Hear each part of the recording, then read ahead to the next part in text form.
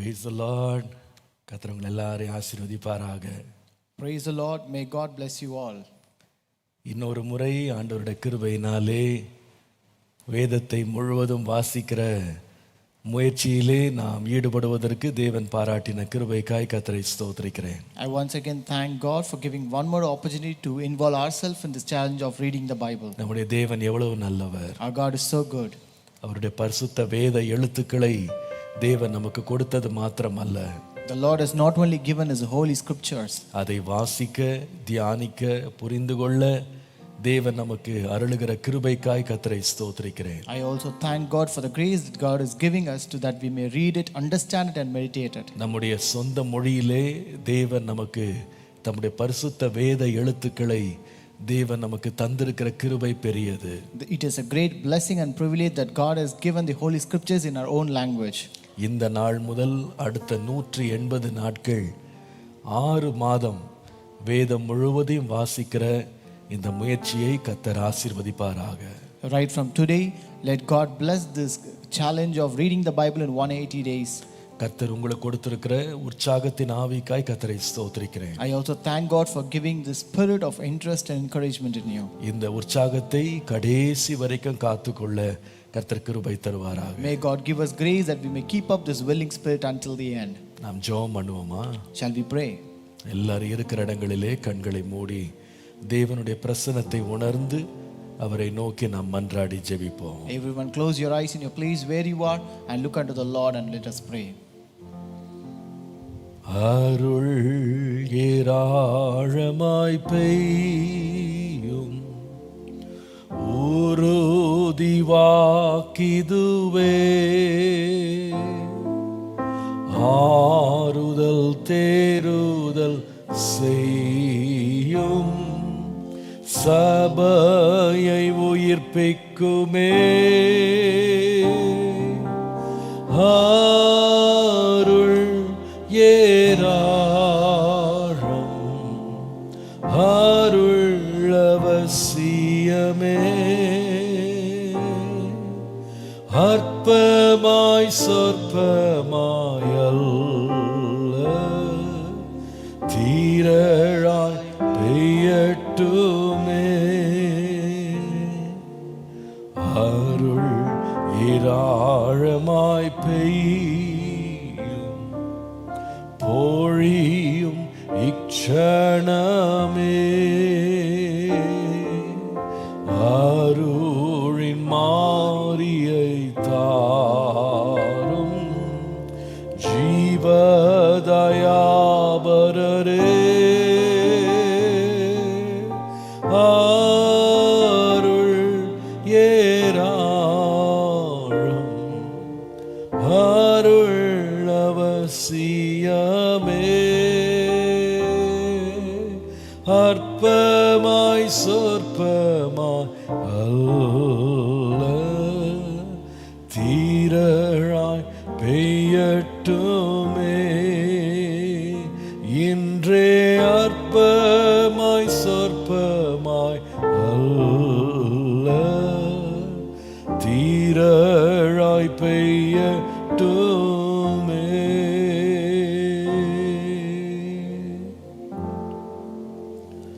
பரிசுத்தமுள்ள அன்பின் பிதாவே, உம்மை நாங்கள் மனப்பூர்வமாய் துதித்து உம்மை ஸ்தோத்திரிக்கிறோம். Our holy Father, we wholeheartedly praise you and worship you, Lord. இந்த நாளிலேயும் எங்கள் ஜீவிய நாட்களில் ஒரு புதிய நாளை காண பண்ணின உம்முடைய கிருபை எண்ணி நாங்கள் ஸ்தோத்திரிக்கிறோம். Lord, we also praise you considering the grace that you have given us to see a new day in our life, Lord. ஆண்டவரே, இந்த புதிய நாளில் உம்மையும் நீர் எழுதி கொடுத்த உம்முடைய வேத புஸ்தகத்தையும் வாசிக்க தியானிக்க எங்களுக்கு முன்பாக வைத்திருக்கிற கிருபைக்காக ஸ்தோத்திரம். Lord, we also thank you for the grace that you have set before us that we may read your holy scriptures and meditate on this new day, Lord. இப்பொழுதும் இந்த முதல் நாளிலேயே உம்முடைய கிருபையையும் அருள்மாரியையும் எங்கள் மேலும் எங்கள் குடும்பத்தின் மேலும் நீர் ஊற்றும்படி நாங்கள் ஜெபிக்கிறோம். Lord, even on the very first day we pray that you may pour out your grace and mercy upon ourselves and our families, Lord. உலகம் எங்கும் இருந்து இந்த நிகழ்ச்சியை பார்த்து கொண்டிருக்கிறவர்கள் மேல் உம்முடைய ஆசீர்வாதம் தயவு இருக்கும்படி நான் ஜெபிக்கிறேன். I also pray that your blessing descend and rest upon all the people who are listening to this from all over the world, Lord. நற்கிரியை துவங்கின தேவன் அதை கிறிஸ்துவின் நாள் பரியந்தமும் அதை பூரணப்படுத்தும்படி நாங்கள் ஜெபிக்கிறோம். The Lord who have started this small beginning, who have started this good work, will make it in perfection, and we pray for that, Lord. ஆண்டவரே, ஒவ்வொரு நாளும் நாங்கள் வாசிக்க வேண்டிய வேத பகுதிகளை வாசித்து முடிக்க எங்களுக்கு கிருபை தருவீராக. May Lord give us grace that we may read the scripture portion for that day on the respective days, Lord. இந்த நாளினுடைய தியான நேரத்தையும் ஆசீர்வதியும். Lord, bless also the devotion time of today, Lord. அடியேனை உம்முடைய திரு ரத்தத்திற்குள் மறைத்து நீர் வெளிப்படும்படி ஜெபிக்கிறேன். Lord, I pray that you may cover your servant under your blood and that you may reveal on this day, Lord. இயேசுவின் நாமத்தில் பிதாவே. In Jesus' name we pray. Amen. Praise the Lord. Praise the Lord.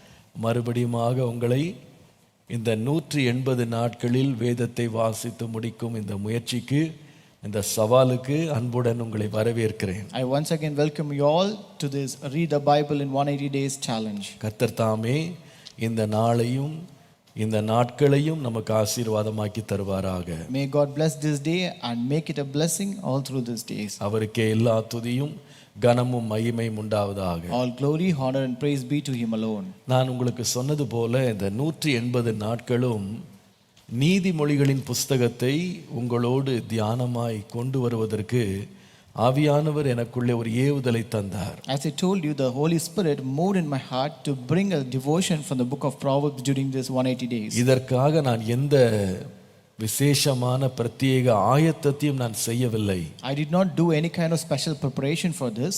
ஆனால் தேவன் எனக்கு கொடுத்த ஏவுதலை வைத்து நம்பிக்கையோடு அறிவித்து விட்டேன். But based upon the movement that God has given me, I have made this announcement. கர்த்தர் விருப்பத்தை உண்டாக்கினால் செய்கை உண்டாக்கும் அவர் வல்லவராய் இருக்கிறார். If the Lord has given the desire, he is able to also make it to prosper. So உங்களைப் போல நானும் அனுதினமும் தேவ சமூகத்திலே உட்கார்ந்து, ஆண்டவரே இன்றைக்குள்ள அப்பத்தை எனக்கு தாரும் என்ற ஜெபத்தோடு நான் கர்த்தரிடத்திலே காத்திருக்கிறேன். So therefore I also, like you, wait in the presence of God for daily bread, that God should provide me the daily bread. நான் உங்களுக்காய் ஜெபிக்கிறேன், நீங்களும் எனக்காய் தயவாய் ஜெபித்துக் கொள்ளுங்கள். I pray for you and you also kindly pray for me. இந்த காலவெளியிலே நாம் நீதிமொழிகள் புஸ்தகத்தின் 1ஆம் அதிகாரம் 1ஆம் வசனத்தை நாம் தியானிக்க போகிறோம். So in this early morning we're going to read and meditate from the book of Proverbs chapter 1 and verse 1. நீதிமொழிகள் 1ஆம் அதிகாரம் 1ஆம் வசனம். Proverbs chapter 1 and verse 1. தாவீதின் குமாரனும் இஸ்ரவேலின் ராஜாவுமாகிய சாலமோனின் நீதிமொழிகள். The Proverbs of Solomon, the son of David, king of Israel. கர்த்தருடைய பரிசுத்த நாமத்திற்கு மகிமை உண்டாவதாக. Glory be to the holy name of God. இந்த வேத புஸ்தகத்தில் தேவன் தம்முடைய வேத புஸ்தகத்தை எழுதுவதற்கு பயன்படுத்தின ஏறத்தாழ 40 பேரில் மிக விசேஷமான ஒரு எழுத்தாளன் Solomon. Solomon is one of the greatest and best writers among the 40 writers whom God chose to write this Bible. இந்த மனிதன் உலகத்திலுள்ள ஞானிகளில் பேர் பெற்றதும் புகழ் பெற்றதுமான ஒரு ஞானி. And this man was very popular and was a legend among the world of wise men. இவர் எழுதின நீதிமொழிகளில் ஒரு சிறு பகுதி தான் நம்மிடத்திலே இருக்கிறது. And we just have only a gist or a small part of the Proverbs with us among the writings. 1 ராஜாக்கள் 4ஆம் அதிகாரத்திற்கு வருவீர்களானால், If you come to 1 Kings chapter 4, 32 முதல் 34 வசனங்களை வாசிக்கும் போது, when you read verses 32 to 34, அங்கே சாலமோன் ராஜா எழுதின நீதிமொழிகளை குறித்து வாசிக்கிறோம். here we read about the Proverbs that is written by Solomon. 32 பாருங்கள். Verse 32. அவன் 3000 நீதிமொழிகளை சொன்னான், அவனுடைய பாட்டுகள் 1005. He spoke 3000 proverbs and his songs were 1005. அப்போ நம்ம கையில் இருக்கிறது அவன் எழுதின அதிகமான நீதிமொழிகளிலே ஒரு சின்ன தொகுப்பு தான் நம்ம கையில் இருக்கு. So it means that we just have a small part of the proverbs that he has written. நான் நினைக்கிறேன் மற்ற எந்த எழுத்து அல்லது எந்த கவிதை எந்த ஒரு காவியத்தை எழுதுவதை விட இந்த நீதிமொழிகளையே எழுதுவது என்பது மிக கடினமான ஒன்று. I think writing these proverbs is very difficult when we compare writing other history or prose. சரித்திரத்தை எழுதுறது, கட்டுரைகளை எழுதுவது கூட லகுவாக எழுதிடலாம். It is very comparatively easy to write history and prose. ஆனால் ஒரு முழு புஸ்தகத்தையும் ஒரு வரி 2 வரியிலே ரத்தின சுருக்கமான ஞான விளக்கங்களை ஒரு பெரிய பெட்டகம் போல ஒரு புஸ்தகம் முழுவதும் எழுதுவது என்பது சாதாரண காரியம் அல்ல. But writing an entire book of just Proverbs which gives a deeper meaning like a treasure is not an easy feature. வேதம் அவன் எப்படிப்பட்ட நீதிமொழிகளை எழுதினான் என்று எழுதியிருக்கிறது. So the Bible tells what kind of Proverbs did he write. 1 ராஜாக்கள் 4ஆம் அதிகாரம் 33ஆம் வசனத்தை வாசிக்கும்போது, When you read 1 Kings chapter 4 and verse 33, லீபனோனில் இருக்கிற கேதுரு மரங்கள் முதற்கொண்டு சுவரில் முளைக்கிற ஈசோப்பு பூண்டு வரைக்கும் உள்ள மரமுதலிய தாவரங்களை குறித்தும் மிருகங்கள், பறவைகள், ஊரும் பிராணிகள், மச்சங்கள் ஆகிய இவைகளை குறித்தும் வாக்கியங்களை சொன்னான். Also he spoke of trees from the cedar tree of Lebanon, even unto hyssop that springs out of the wall. He spoke also of animals, of birds, of creeping things, and of fish. நாமும் ஒவ்வொரு நாளும் எத்தனையோ மிருகங்கள், பறவைகள், எத்தனையோ மச்சங்கள், எத்தனையோ மீன்கள், இதெல்லாம் நம்ம டெய்லி பார்த்துக்கிட்டு தான் இருக்கோம். Even we also visualize and see many kind of animals, birds, fish, and many other beasts and creeping things every day. ஆனால் நீதிமொழிகள் என்பது நாம் அனுதினமும் பார்க்கிற மரங்கள், செடிகள், கொடிகள், மீன், தாவரங்கள், மற்றபடி மிருகங்கள், இவைகளுக்குள்ளே மறைந்திருக்கும் ஞானத்தை கண்டுபிடித்து வெளிப்படுத்துறது தான் நீதிமொழிகள். But Proverbs is something extracting the wisdom out of these animals, birds, beasts, creeping things, and fish, and giving them in words. இந்த ஞானோந்திரிய ஞானத்தை தேவனிடத்திலே பெற்ற சாலமோன் அவனுடைய காலத்திலேயே மிகவும் புகழ் பெற்றவனாய் இருந்திருக்கிறான். This Solomon who received this wisdom from God, he was very popular in his days. 34ஆம் வசனத்தை வாசித்தால், When you read verse 34, சாலமோனின் ஞானத்தை குறித்து கேள்விப்பட்ட பூமியின் சகல ராஜாக்களிடத்திலும் இருந்து ஞான ஜாதியான நானா ஜாதியான ஜனங்களும் அவனுடைய ஞானத்தை கேட்கிறதற்கு வந்தார்கள்னு வாசிக்கிறோம். we read, and men of all nations from all the kings of the earth who heard of his wisdom came to hear the wisdom of Solomon. அப்போ அவ்வளோ புகழ் பெற்றவனாய் அக்காலத்திலேயே அவன் வாழ்ந்திருக்கிறான். So he lived as a popular person even during this time. நான் நினைக்கிறேன் இன்றைக்கும் இந்த நீதிமொழிகள் புஸ்தகம் அவன் எழுதி ஏறத்தாழ 3000 ஆண்டுகளானாலும் இன்றைய வாழ்க்கைக்கு நமக்கு பொருத்தமுள்ளதாய் இந்த ஞான புஸ்தகம் இருக்கிறதை நினைக்கும் பொழுது அவன் ஞானத்தினுடைய எல்லையை உங்களால் பார்க்க முடியும். So even today after writing this Proverbs since 3000 years ago, when we find these are suitable even for today's life incidents, we can know about his wisdom. நீங்கள் 1ஆம் அதிகாரம் நீதிமொழிகள் 1ஆம் அதிகாரம் 1ஆம் வசனத்தை வாசிக்கும் பொழுது, when you read Proverbs chapter 1 and verse 1, இந்த சாலமோன் என்கிற இந்த ஆக்கியோனை குறித்த ஒரு பிரம்மாண்டமான ஒரு முன்னுரை எழுதப்பட்டிருக்கிறது. Here you can read about a flamboyant introduction of this author of this book. இவன் யார்? Who is he?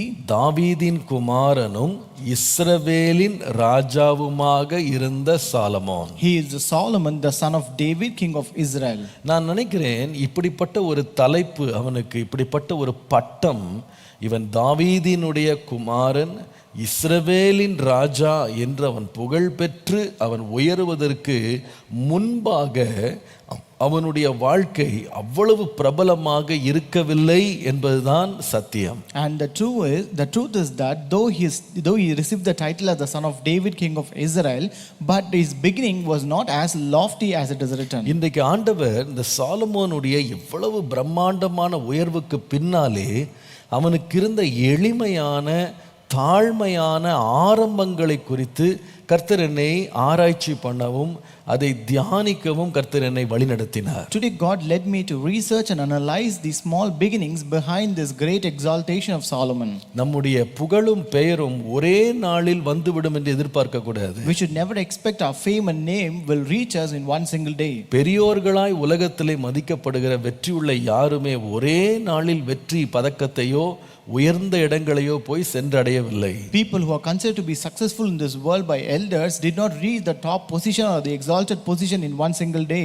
இன்றைக்கு நாம் அவர்களை பார்க்கிற உயர்வுக்கும் அவர்களுடைய சரித்திரத்திற்கும் சம்பந்தமே இல்லாமல் இருக்கும். So when you look at their exaltation today and their history, a background, it would be not be connected with each other. இன்றைக்கு அவர்கள் அடைந்திருக்கிற நிலைக்கும் அவர்கள் ஆரம்பித்த நிலைக்கும் ஏணி வைத்தால் கூட எட்ட முடியாத அளவு உயர்வு வந்திருக்கும். And you can find a great difference between the beginning of their life and the top position that they are placed right now. ஆனால் கர்த்தருக்கு ஸ்தோத்திரம், அவர் எளியவனை புழுதியிலிருந்து எடுத்து சிறியவனை குப்பையிலிருந்து உயர்த்துகிற தேவனாயிருக்கிறார். But praise God, he is a God who lifts the poor from the dust and lifts the lowly from the lowly state. கர்த்தருடைய நாமத்திற்கு மகிமை உண்டாவதாக. Glory be to the name of the Lord. இந்த சாலமோனுடைய ஆரம்பங்களை குறித்து 3 காரியங்களை உங்களோடு நான் பகிர்ந்து கொள்ள விரும்புகிறேன். I want to share 3 things about the beginnings of Solomon. முதலாவது, அவனுடைய ஆரம்பம் ஒரு அற்பமான ஆரம்பம். First, he began in lowliness. ஏன் இதை நான் சொல்லுகிறேன்? What do you say this? 1 ராஜாக்கள் 3ஆம் அதிகாரத்திற்கு வாருங்கள். Come to 1 Kings chapter 3.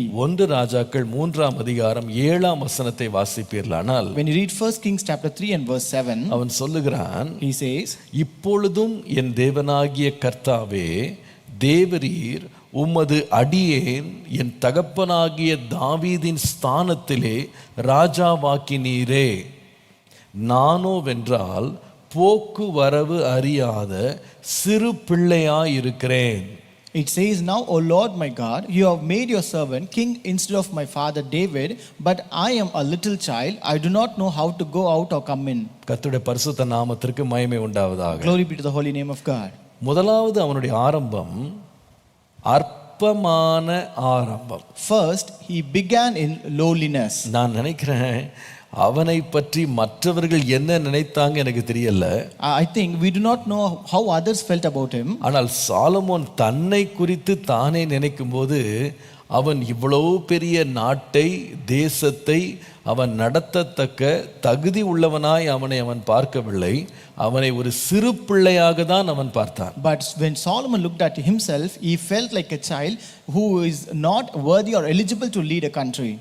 நான் நினைக்கிறேன், நம்ம எல்லாரை போல சாலமோனுக்கு கூட ஒரு ஆர்ப்பாட்டமான ஒரு பெரிய ஆரம்பம் இருக்க வேண்டும் என்று அவன் விரும்பி இருக்கலாம். So even like how we think, Solomon would have also loved to have a wonderful beginning.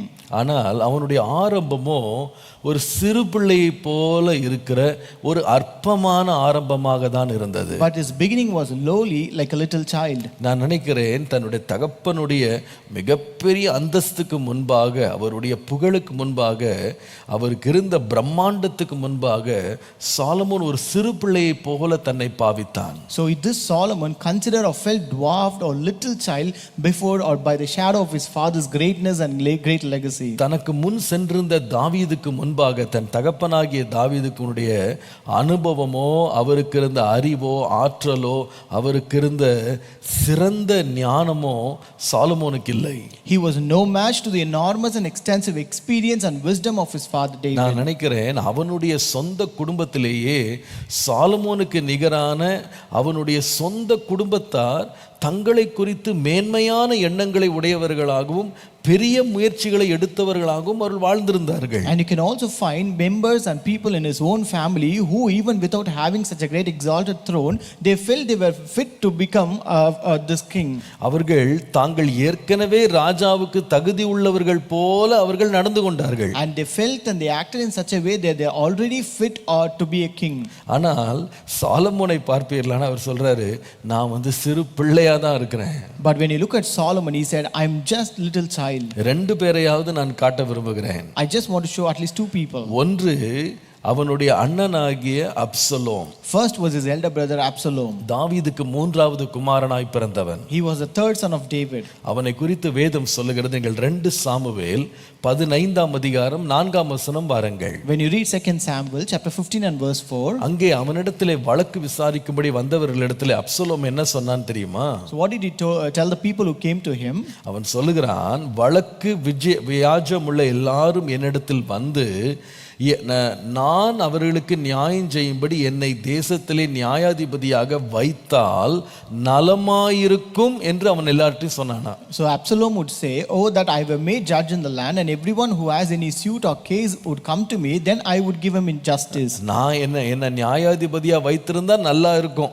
So if you set me as your judge, it would be better. அப்படிப்பட்ட எண்ணம் உள்ள பெரிய பராக்கிரமசாலிகள் அவங்க வீட்டிலே இருந்தாங்க. So such kind of great people who had such kind of intentions lived in his own house. நீங்கள் தொடர்ந்து அந்த 15ஆம் அதிகாரத்தினுடைய முதலாவது வசனத்தை நீங்கள் வாசிப்பீர்களானால், If you read the same chapter, chapter 15 and verse 1, இந்த அப்சலோம் என்கிற தாவீதின் மகன் எப்பொழுதெல்லாம் வெளியே போனானோ பெரிய தார தம்பட்டையோடு அவன் கிளம்பி செல்லுவான். so whenever this Absalom went out, a huge entourage always accompanied him. நீங்கள் அவனை குறித்து வாசிக்கும் போது முதலாம் வசனத்துல, When you read about him in verse 1, இதற்கு பின்பு அப்சலோம் ரதங்களையும் குதிரைகளையும் தனக்கு முன் ஓட 50 சேவகரையும் சம்பாதித்தான்னு பார்க்கிறோம். we read here, after this it happened that Absalom provided himself with chariots and horses and 50 men to run before him. நீங்கள் அதே அதிகாரத்துல 5-6 வசனங்களை வாசிப்பீர்களானால், When you read verses 5 and 6 in the same chapter, அந்த அப்சலோம் எவ்வளவு ஞானமாக தந்திரமாக எவ்வளவு காரிய சித்தியாக சூழ்ச்சியாக ஒரு ராஜ சிம்மாசனத்தை பிடிக்க ஜனங்களுடைய இருதயத்தை கவர்றதுக்கு எவ்வளவு ஞானமாக அவன் நடந்துகிட்டான்னு சொல்லி நீங்க பார்க்கலாம். you can read how he made smart moves to draw people, how he acted craftily to draw people to achieve the throne. நீங்கள் 5ஆம் வசனத்தை பார்த்தால், When you read verse 1, Absalom யாராவது ஒருவன் அவனிடத்திலே அவனை வணங்க வரும்போது அவன் தன் கையை நீட்டி அவனை தழுவி முத்தம் செய்வான். so whenever anyone came near to bow down to him, that he would put out his hand and take him and kiss him. இதனுடைய விளைவு என்ன?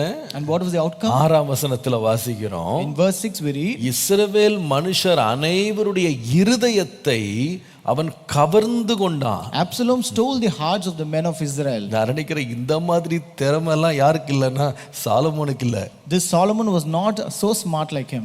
இப்படி தந்திரமா இப்படி ஞானமா சூழ்ச்சியா நடக்கிற அந்த மாதிரி ஒரு சுபிட்செல்லாம் சாலமோனுக்கு இல்லை. Solomon did not have this talent of using craftiness and making smart moves like Absalom did. Absalom ஆரம்பத்திலேயே இவ்வளவு ஞானமா தந்திரமா நடக்கிறதுக்கு திராணி உள்ளவனா இருந்தான். சாலமோனை பார்த்தீங்கன்னா ஆரம்பம் குழந்தைய போல இருக்கிறான். Solomon, Absalom in his beginning, even in his beginning stage, he was so smart enough, he was so wise enough to make such moves. But Solomon was looking like a little child in its beginning. Absalom மாத்திரம் இல்ல, Not only Absalom, அதே குடும்பத்துல இன்னொருவன் இருக்கிறான். there was another member in the same family. நீங்கள் 1 ராஜாக்கள் 1ஆம் அதிகாரம் 5ஆம் வசனத்தை வாசித்தால், When you read 1 Kings chapter 1 and verse 5, தாவீதுக்கு இன்னொரு குமாரன் இருந்தான், அவன் பேர் அதோனியா.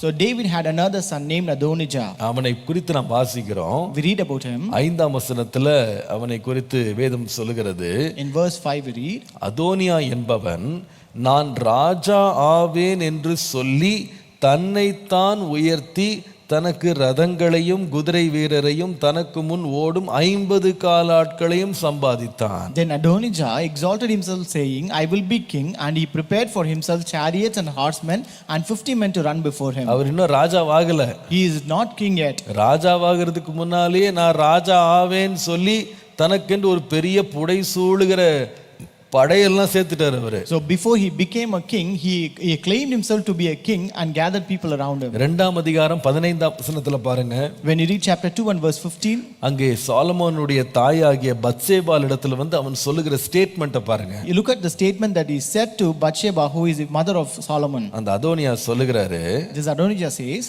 ராஜ்யம் என்னுடையதாய் இருந்தது என்றும் நான் அரசாளுகிறதற்கு இஸ்ரவேலர் எல்லாரும் என்மேல் நோக்கமாய் இருந்தார்கள் என்றும் நீர் அறிவீர். You know that the kingdom was mine and all Israel had set their expectation on me that I should reign. ஆனாலும் ராஜ்யபாரம் என்னை விட்டு தாண்டி என் சகோதரனுக்கு ஆயிற்று. However, the kingdom has been turned over and has become my brother's. அப்ப இவர் என்ன பண்றாருன்னா, எல்லார் கண்ணும் என்னதான் பார்க்குது, எல்லாரும் என்னதான் எதிர்பார்த்துட்டு இருக்கிறாங்க, நான் தான் ராஜாவாக போறேன். இவர் ஒரு பக்கம் கனவு கண்டுட்டு இருக்கிறாரு. So this is another person who was saying that everyone is expecting him to be king, and he was dreaming that everyone is expecting, everyone eyes is set up on him to reign over the nation. ஆனால் இன்னொரு பக்கத்துல சாலமோனை பாருங்களேன். But on the other hand, look at Solomon. ராஜாவாவேன் இல்ல, It's not that I will become king. அவர் ஏற்கனவே ராஜாவா இருக்கிறாரு. He is already a king there. சிங்காசனத்துக்கு ஏறுவேன் இல்ல. It's not that I will rise up to throne. அவர் ஏற்கனவே சிங்காசனத்துல உட்கார்ந்து இருக்கிறாரு. He is already seated on the throne. ஆனா உட்கார்ந்த பிறகு கூட அவர் எப்படி தன்னை பற்றி அவர் கணித்தாருன்னு சொன்னா, நான் ஒரு சிறு பிள்ளையாக தான் இருக்கிறேன். But even after sitting on the throne, how did he consider himself? He considered himself as a little child. ஒருவேளை இன்றைக்கு இந்த வார்த்தையை கேட்டுக்கொண்டிருக்கிற நீங்கள் கூட கர்த்தர் உங்களுக்கு எத்தனையோ பதவிகள் பட்டங்கள் உங்களுக்கு உயர்வுகளை கொடுத்தால் கூட அதுல ஆண்டவரே நான் ஒரு பிள்ளைய போல ஒரு குழந்தைய போல ஒன்றும் அறியாம இருக்கிறேன் அப்படின்ற ஒரு அற்பமான ஆரம்பத்துல நீங்க நின்று கொண்டிருக்கலாம். Maybe you people who are listening to this word right now may think, though you have greater position, exaltation and greater positions in your life, you may think, Lord, I'm still like a little child.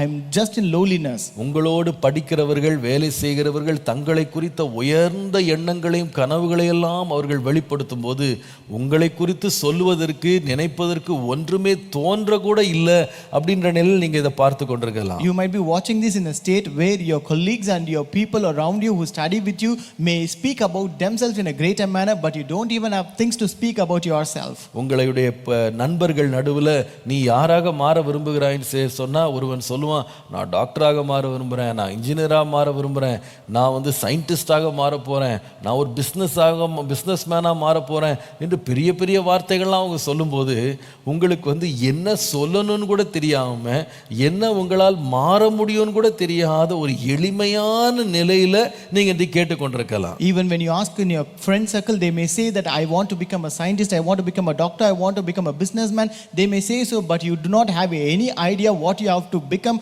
or what you will become. You don't have any statement to say about it. உண்மையில சொல்ல போனா ஒரு அற்பமான நிலையில ஒரு குழந்தையை போல நீங்க ஃபீல் பண்ணிக்கிட்டு இருக்கலாம். Truly to say, you might feel like a little child in lowliness. ஆனால் உங்களுக்கு நான் தைரியமாய் சொல்லுவேன், But I tell you boldly, கர்த்தர் உங்களுக்காக ஒரு திட்டம் வச்சிருக்கிறாரு. God has a plan for you. இவ்வளவு பெரிய ஞானம் நிறைந்த புஸ்தகத்தை எழுதுறதுக்கு ஆண்டவர் தன்னையே ஒரு சிறு பிள்ளையா இருக்கிறேன்னு சொன்னவனை தான் கர்த்தர் பயன்படுத்தினார். God used a person who proclaimed himself to be a little child to write such a great book of wisdom. இந்த சிறு பிள்ளையை போல தன்னை பாவித்தவனை தான் ஆண்டவர் இந்த பூமியின் பெரிய பெரிய ஞானிகள் சந்தித்தவன் ஞானத்தை கேட்கும்படியான பெரியவனாய் கர்த்தர் உயர்த்தினார். And it is God who exalted this person who felt like a child to be a greater person, that all the people from the nation came for his wisdom. அவனுடைய ஆரம்பத்தை குறித்து இன்னொரு காரியத்தையும் அதே வசனத்துல திரும்ப நான் படித்தேன். I also read another thing about his beginning in the same verse. 1 ராஜாக்கள் 3ஆம் அதிகாரம் மறுபடி 7ஆம் வசனத்துக்கே வருவோம். Let's come to 1 Kings chapter 3 and verse 7 again. அவன் சொல்லுகிறான், ஆண்டவரே நான் சிறு பிள்ளையா இருக்கிறேன் என்று மாத்திரம் அல்ல, போக்கு வரவு அறியாத சிறு பிள்ளையா இருக்கிறேன். So he says, I'm not only a little child, but I don't know how to go out or come in. முதலாவது அவன் சொல்லுகிறான், நான் ரொம்ப எளிமையா ஒரு சின்ன பிள்ளைய போல அற்பமா இருக்கிறேன். First he says, I'm like a little child in lowliness. இரண்டாவது அவன் சொல்லுகிறான், எனக்கு அற்பமான ஆரம்பம் மாத்திரம் இல்ல, எனக்கு ஒரு அறிவில்லாத ஒரு ஆரம்பம் தான் எனக்கு இருக்கு. So not only he began in lowliness, but second one he also began in lack.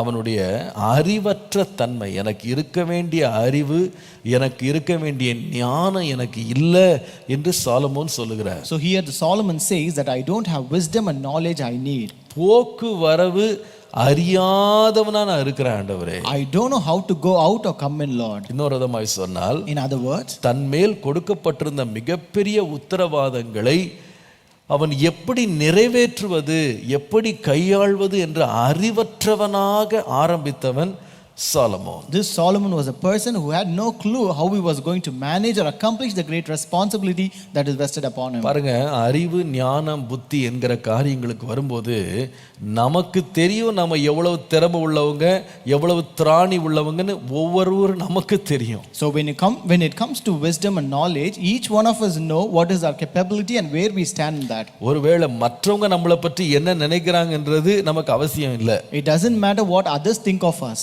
நம்மகிட்ட இருந்து மற்றவங்க என்ன எதிர்பார்க்கறாங்கன்றது கூட நம்மளுக்கு அவசியம் இல்லை. Even it doesn't matter what other people expect from us. நமக்கு தெரியும் நாம எவ்வளவு பலவீனமா எவ்வளவு கையால் ஆகாதவர்களா இருக்கிறோம்னு நமக்கு தான் தெரியும். Only we know how inadequate and incapable we are. பாருங்க, சில வெளியில சிலர்கிட்ட போயிட்டு எனக்கு அறிவு இல்லை, எனக்கு ஞானம் இல்லைன்னு சொன்னா சில பேர் நம்ப கூட மாட்டாங்க. So even when sometimes you go and tell people that I don't have wisdom and knowledge, they don't even believe it. இந்த சாலமோனை பாருங்களேன். Look at this Solomon. வெளியில அவருடைய தோற்றம் என்ன?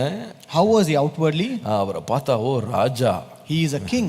அவர் அபிஷேகம் பண்ணப்பட்டவர். He is an anointed one. Our தாவீதினுடைய Kumaran. He is the son of David.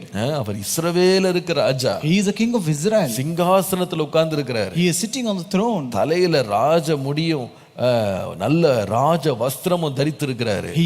He has a crown on his head and he is clothed with a royal garment. ராஜ குதிரையில ராஜ ரதத்துல பயணம் பண்றாரு. He is riding on royal horse chariots. அவன் ராஜாக்கள் வாழ்கிற சிறந்த அரண்மனையில வாழ்றாரு. And he also lives in a palace where the kings live. இதுதான் உலகம் பார்த்துச்சு. This is what the world saw. ஆனா சாலமோன் சொல்றா, But Solomon says, ஆண்டவரே எனக்கு போகவும் தெரியல, எனக்கு வரவும் தெரியல. Lord, I don't know how to go out and I don't know how to come in. எனக்கு தெரியல நீங்க எத்தனை பேர் இந்த நிலையில உங்களை நீங்க பாக்குறீங்க எனக்கு தெரியல. I don't know how many of you people look yourself in this state. நான் நினைக்கிறேன் இந்த ராஜா வந்து 3 காரியங்கள் அவனுக்கு முன்பாக உத்தரவாதமாய் கொடுக்கப்பட்டது. So there are I think there are 3 things that has been given as a responsibility to this king. முதலாவது, first, he was given a great project to complete.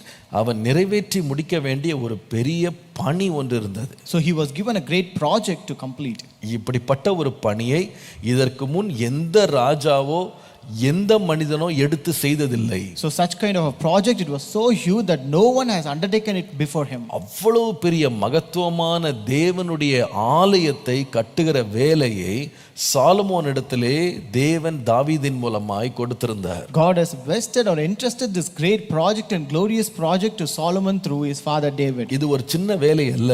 This is not a very small job. ஏராளமான பணமும் பொருளும் ஏராளமான மனிதர்களும் சேர்ந்து செய்து முடிக்க வேண்டிய ஒரு பிரம்மாண்டமான ஆலயம். So it is a huge and great temple that ought to be accomplished through great money, gold, silver and people. நீங்கள் இதற்கு எவ்வளவு செலவானது அப்படின்னு பார்ப்பீங்களானா, when you look at the expense, தாவீது தான் தனியாக சேர்த்து வைத்த தன்னுடைய சொந்த சொத்திலிருந்து அவன் சம்பாத்தியத்திலிருந்து கர்த்தருடைய ஆலயத்தை காணிக்கையாய் கொடுத்ததை நீங்கள் 1 நாளாகமம் 29 அதிகாரம் 4 வசனத்தில் வாசிக்கும் போது, so when you read in First Chronicles chapter 29 and verse 4, you can read about the things which David stored and which he prepared for construction of this temple. அவன் கொடுத்த காணிக்கை மாத்திரம் எவ்வளவு தெரியுமா? You know what is offering that he gave? 1 நாளாகமம் 29:4. First Chronicles 29:4. உங்களுக்கு விளங்கும்படி நான் சொல்லுகிறேன். I want to tell you that you understand it. தங்கம் மாத்திரம் 3000 தாலந்து அல்லது 112 டன் நிறையுள்ள தங்கம். So it is 3000 talents of gold, that is 112 tons of gold. இரண்டாவது அவன் கொடுத்தது வெள்ளி, அது ஏறத்தாழ 7000 தாலந்து அல்லது 262 ton. Next is the 7000 talents of refined silver, which is 262 tons of silver. இதை இல்லாம ஏராளமான விசேஷித்த கற்கள் மற்ற பொருட்கள் எல்லாம் அவர் கொடுத்திருக்கிறாரு. And apart from this, he also gave many precious stones for this. இதை பார்த்த உடனே 6 வசனத்துல பாத்தீங்கன்னா, when you read verse 6, அங்கே வந்து அதிபதிகள், அதிகாரிகள், ராஜாவின் வேலைக்காரர், பிரபுக்கள், பொது ஜனங்கள் எல்லாரும் மனப்பூர்வமா அது காணிக்கைகளை கொடுத்தாங்க. Here you can see the leaders of the tribes of Israel, the generals, the captains, the king's administrative officers and other people who gave willingly. அவங்க எவ்வளவு கொடுத்தாங்க தெரியுமா? You know how much did they give? சின்ன பட்டியல் சொல்றேன். I'll give you a small list. தங்கம் மாத்திரம் 188 ton கொடுத்திருக்காங்க. They gave 188 tons of gold. வெள்ளி வந்து 10,000 தங்க நாணயங்கள், காசுகள் 10,000 காசு கொடுத்திருக்காங்க. And they also offered 10,000 gold coins. வெள்ளி மாத்திரம் 375 டன் கொடுத்திருக்காங்க. And they gave 375 tons of silver. வெண்கலம் வந்து 675 ton. And they gave 675 tons of bronze. இரும்பு வந்து 3750 ton. and 3,750 tons of iron.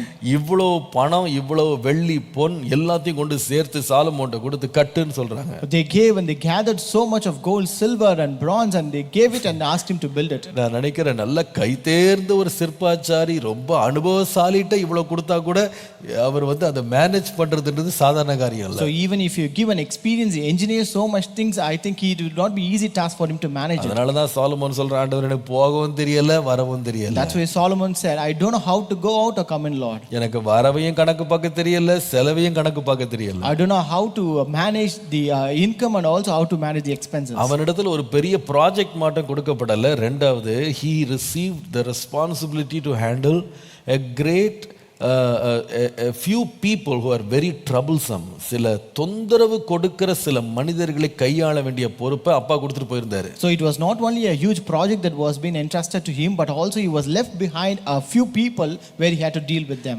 நீங்கள் அப்புறமா நேரம் இருக்கும்போது 1 ராஜாக்கள் 2ஆம் அதிகாரம் 5 முதல் 9 வாசித்து பாருங்க. And again, when you find time, you can read 1 Kings chapter 2 verses 5 to 9. அதுல தாவீது வந்து மரிக்கிறதுக்கு முன்னாடி சாலமோனை கூப்பிட்டு 2 பேரை பத்தி சொல்றாரு. Before David died, he called Solomon and told about 2 people. ஒன்று சமாதான காலத்துல யுத்தத்தை செய்த யோவாப்.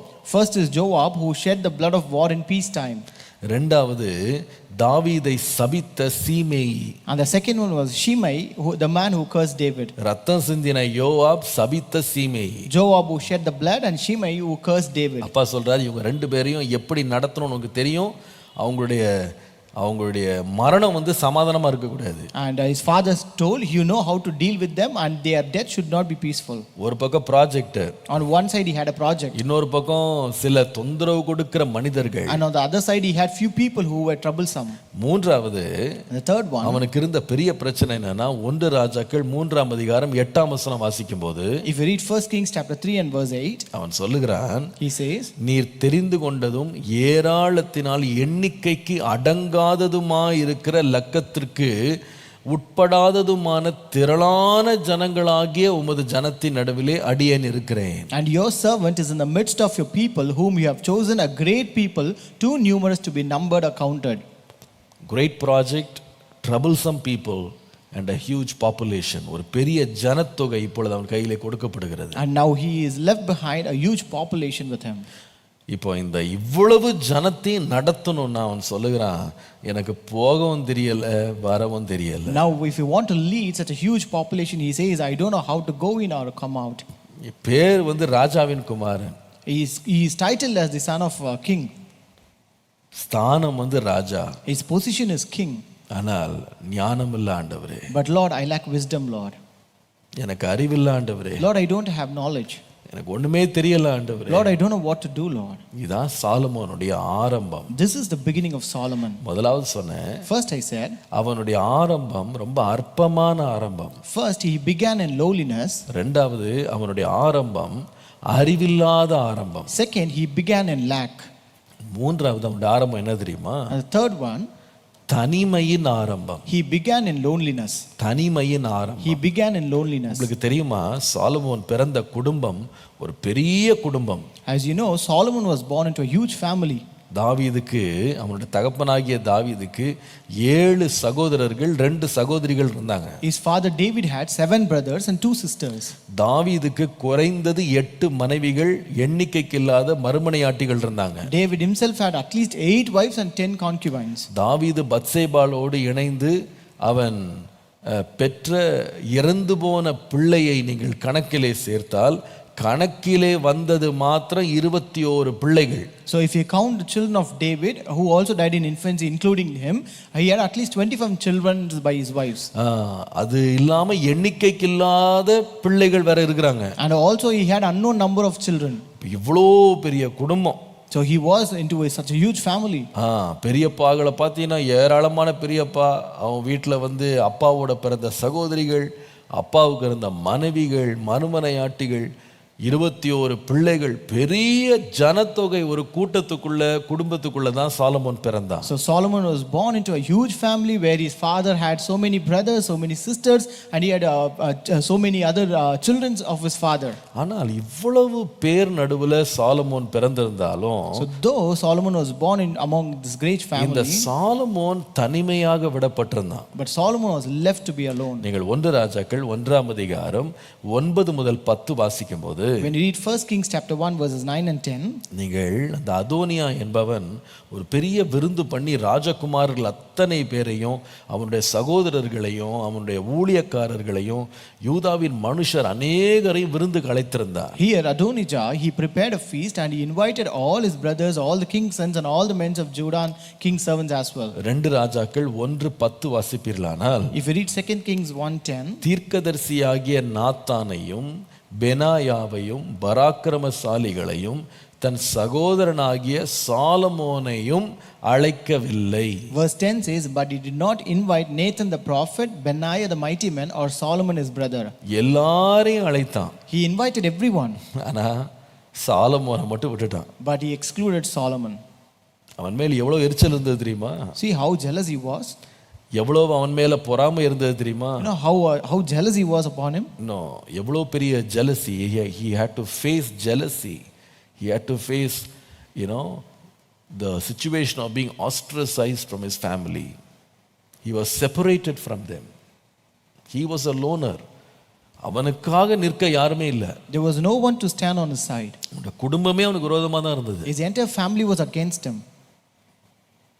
பயங்கரமான ஒரு சூழ்நிலையில தான் இந்த சாலமோன் பிறந்தான். Just Solomon was born in a very terrible situation. சாலமோனுடைய உயர்வு எல்லாருக்கும் சந்தோஷமா இல்ல. The exaltation of Solomon was not happy to everyone. அப்ப நீதிமொழிகள் 1ஆம் அதிகாரம் 1ஆம் வசனம் வாசிக்கும் போது, தாவீதின் குமாரனும் இஸ்ரவேலின் ராஜாவும் ஆகிய சாலமோன் எழுதின நீதிமொழிகள் வாசிக்கும் போது, அவர் பெரிய ஆள் நம்ம நினைச்சிட்டு இருக்கோம். When we read Proverbs chapter 1 and verse 1 where it says the Proverbs of Solomon the son of David king of Israel, when we read that we consider Solomon to be so great. ஆனால் அவனுடைய பின்னணியை போய் பார்த்தீங்கன்னா, But when you look at his background, அற்பமான ஆரம்பம். it was a very small beginning. அறிவில்லாத ஒரு ஆரம்பம். A beginning where he lagged. யாருமே அவனோடு சேராத தனிமையில் விடப்பட்ட ஒரு ஆரம்பம். And he began in lowliness. ஆனால் அவனுடைய முடிவோ ஒரு மகிமையான முடிவாய் இருந்தது. But his end was a glorious end. Hallelujah. Hallelujah. அவனுடைய முடிவு எப்படின்னு சொன்னா, Now how was his end? அவன் தாவீதின் குமாரனாக, As a son of David, இஸ்ரவேலின் ராஜாவாக, as a king of Israel, ஞானிகளையே வெட்கப்படுத்தும் ஞானம் நிறைந்த ஒரு மகனாக, எல்லாராலும் அறியப்பட்ட ஒரு புகழும் பேரும் உள்ளவனாக அவன் உயர்ந்து நிற்கிறான். he was exalted to a position of a higher position where he was considered to be a legend of wise men. இப்படி எளிமையிலேயும் சிறுமையிலேயும் அறிவில்லாத ஒரு துவக்கத்திலேயும் தனிமையிலே விடப்பட்ட ஒரு பிள்ளை எப்படி இவ்வளவு பெரிய ஞானம் நிறைந்தவனாய் மாறுவதற்கான காரணம் என்ன?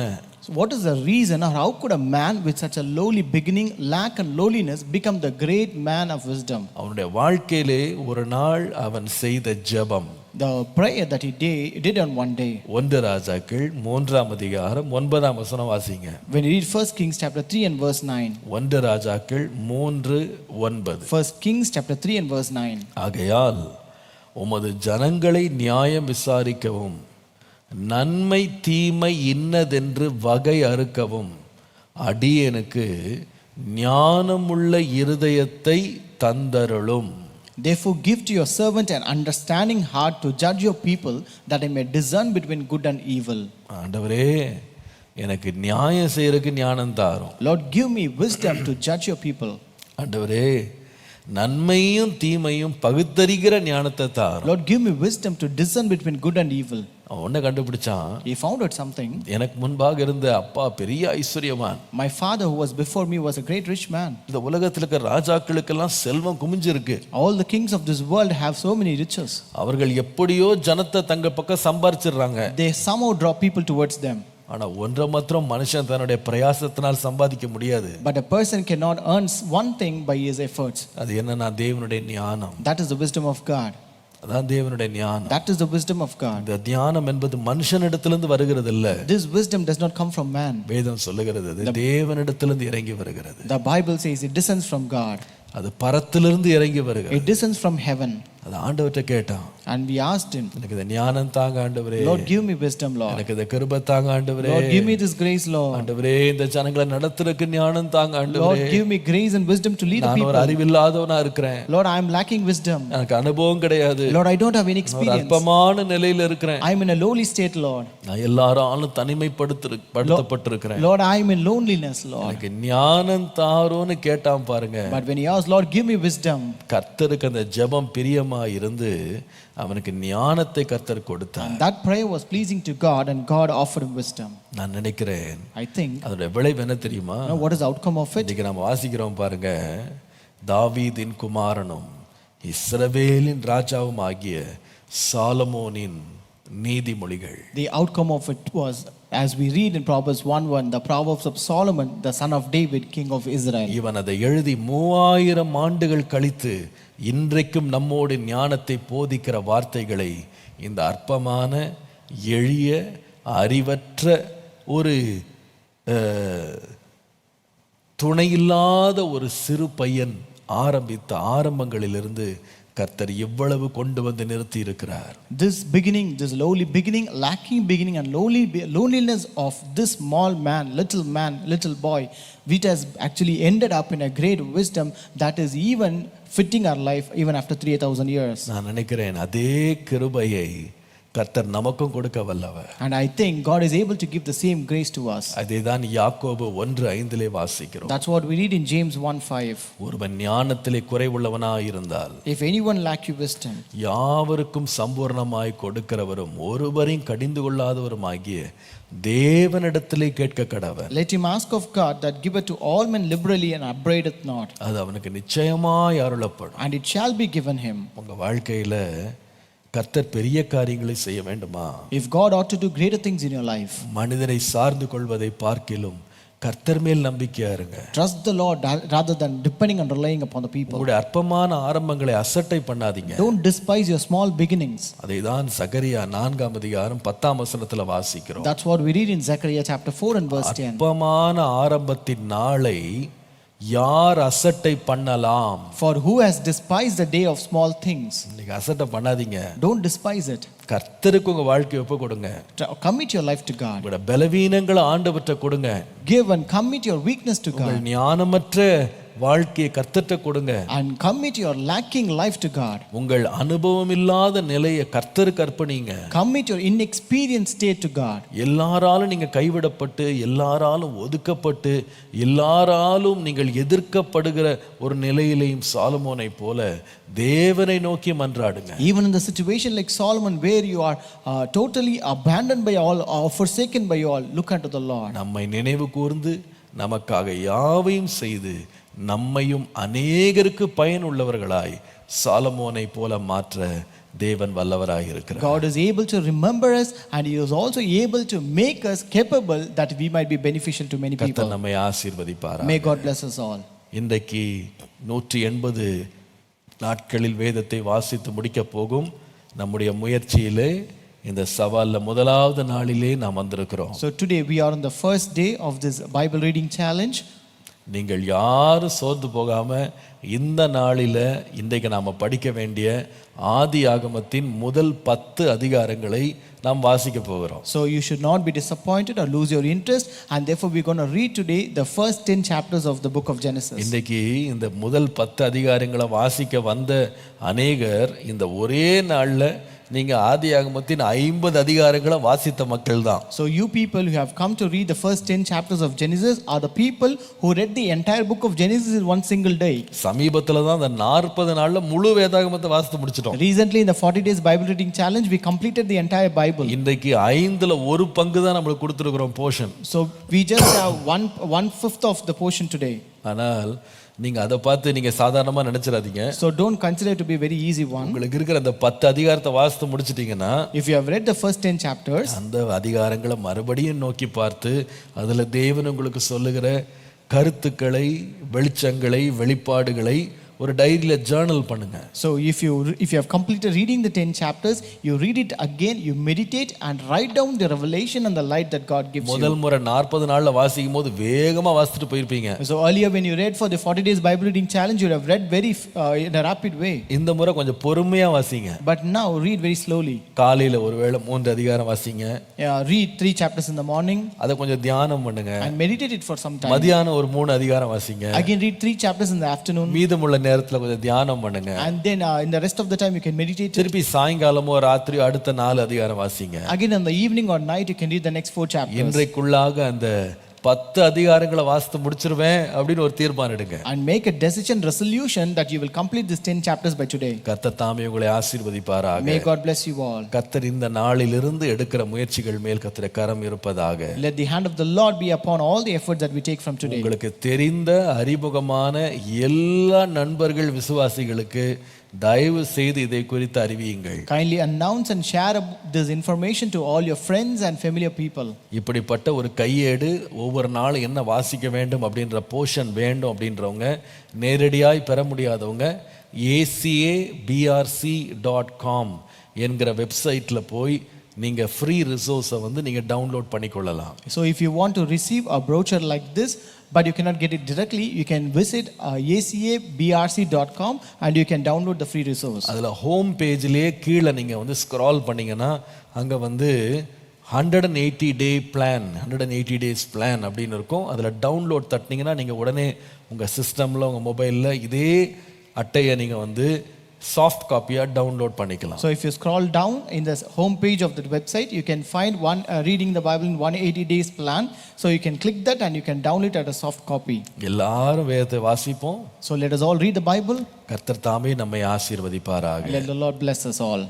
உங்களுக்கு அறிமுகமானவர்கள் அனைவருக்கும் இதை தெரியப்படுத்துங்க. Also inform and share with all your family people. நாம் இதில் எழுதியிருக்கிறது போல வீண் சிந்தனைகளை நான் வெறுத்து உமது வேதத்தில் பிரியப்படுகிறேன் என்று சங்கீதக்காரன் சொன்னது போலவே கர்த்தர் நமக்கு கிருபை தருவாராக. As we have written and as the psalmist says, I hate vain thoughts but thy law do I love. So in similar way God give us grace. ஜெபம் பண்ணலாமா? So shall we pray? கர்த்தருடைய முகத்தை நோக்கி பார்க்கலாமா? Shall we look unto the Lord? ஆண்டவரே, Lord, என்னுடைய ஆரம்பங்கள் அற்பமாய் இருந்தாலும் Lord, though my beginnings are very என்னுடைய small, முடிவு மகிமையாய் இருக்க உம்முடைய கரத்திலே என்னை அர்ப்பணிக்கிறேன். Lord, I commit myself that my end may be a glorious நீர் one. எனக்கு கிருபையை தாரும். Lord, you give me the grace. Lord. சாலமோனுக்கு அளித்த அந்த ஞானத்தை எனக்கு தாரும். Lord, give me the wisdom that you offered Solomon. ஆண்டவரே, Lord, உம்முடைய தயவுகளை என் மேல் காண்பியும். Lord, show your favor upon me, Lord. உம்முடைய இரக்கங்கள் என் மேல் இருக்கட்டும். Lord, let your mercies be upon me, Lord. கர்த்தரை நோக்கி பார்ப்போமா? Let us look unto the Lord. ஞானமற்றவன் நானே, ஞானம் தாரும் தேவா. ஞானமற்றவன் நானே, ஞானம் தாரும் தேவா. உம்மை அன்றி வழியேது, என் கல்வி ஊற்றும் நீரே. உம்மை அன்றி வழியேது, என் கல்வி ஊற்றும் நீரே. உந்தன் ஆசி தாரும் எந்தன் இயேசு தேவா.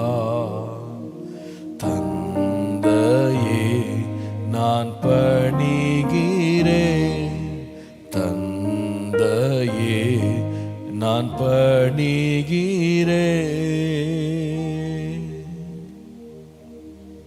அன்பின் ஆண்டவரே, இந்த காலை வேளையை உம்முடைய திருக்கரங்களிலே நாங்கள் ஒப்பு கொடுக்கிறோம். Our loving God, in this early morning hour we commit ourselves into your hands, Lord. சாலமோனுக்கு நீர் அளித்த கிருபையை நாங்கள் திரும்பி பார்க்கிறோம். Lord, we look back unto the wisdom and the grace that you offered to Solomon, Lord. அனுபவம் இல்லாதவன், அறிவில்லாதவன், அற்பமானவன், a person who is inexperienced, a person who is incapable, Lord.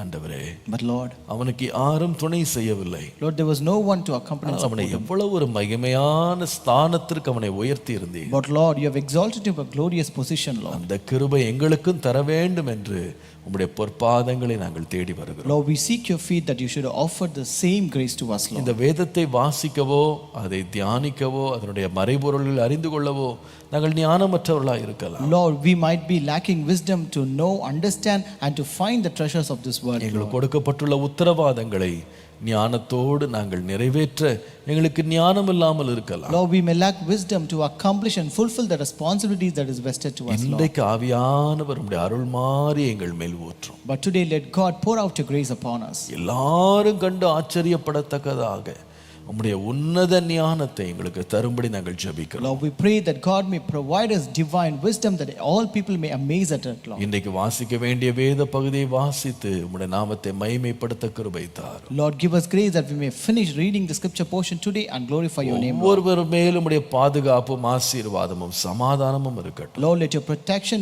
peace and your Lord grace and blessing be upon every இன்றைக்கு person. நீர் சாலமோனை போல எங்களையும் நடத்துவீர் உயர்த்துவீர் என்கிற விசுவாசத்தோடு முன்னேற கிருபை தாரும். Lord, give us grace and a faith that you will also bless us and like Solomon, Lord. உம்முடைய நாமம் மாத்திரம் மகிமைப்படட்டும். Let your name alone be magnified. இயேசுவின் நாமத்தில் பிதாவே. In Jesus' name we pray.